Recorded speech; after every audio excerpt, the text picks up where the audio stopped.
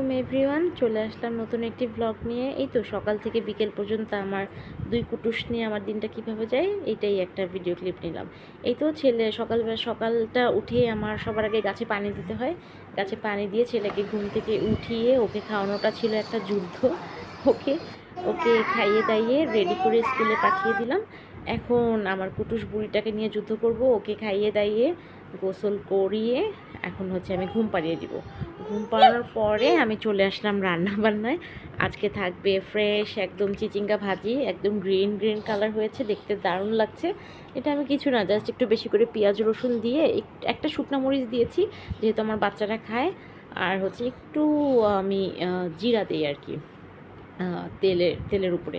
এই তো সবুজ সবুজ থাকতে আমি ভাজিটা করে ফেলে, অনেকে মচমচা করে ফেলে, পোড়া পোড়া করে ফেলে, এটা আমার ভালো লাগে না। আমার কাছে এভাবেই ভালো লাগে। এই তো তারপর থাকছে হচ্ছে দেশি মুরগি দিয়ে লাউয়ের ঝোল আর কি। সো খালা মুরগিটা কেটে দিল, আমি সুন্দর করে ধুয়ে নিলাম। ধুয়ে নেওয়ার পরে এই তো আমি মশলা কষিয়ে, নর্মালি মুরগি যেভাবে রান্না করে মশলা কষিয়ে মাংসটা বসিয়ে দিলাম। মশলা কষানো হয়ে গেলে আমি হচ্ছে লাউ দিয়ে তারপর ঝোল দিয়ে দিব। আর এইদিকে হচ্ছে ওই যে গাজর সস্তা পেয়ে অনেকগুলো ডিপ ফ্রোস্ট করে রেখেছিলাম।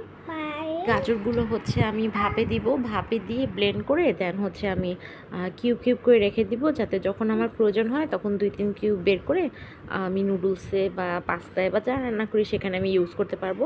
এই তো রান্না হতে হতে আরও টুকটাক কাজ করা লাগে, যেমন বিছানা গুছানো, কাপড় ধোয়া, বারান্দা থেকে কাপড় এনে ড্রয়ারে রাখা, দেন খালা হচ্ছে বারান্দায় কাপড় রোদ দিয়ে দেয় নতুন ধোয়া যেগুলা।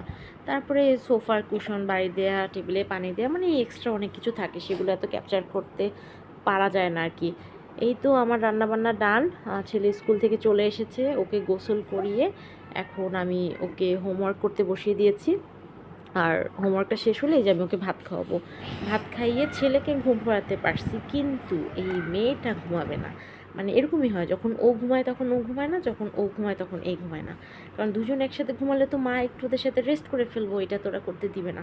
সো কী করবো, মেয়েকে যদি এখানে রাখি তাহলে ও ছেলেকে উঠিয়ে ফেলবে। সো মেয়েকে নিয়ে চলে গেলাম পুডিং বানাতে।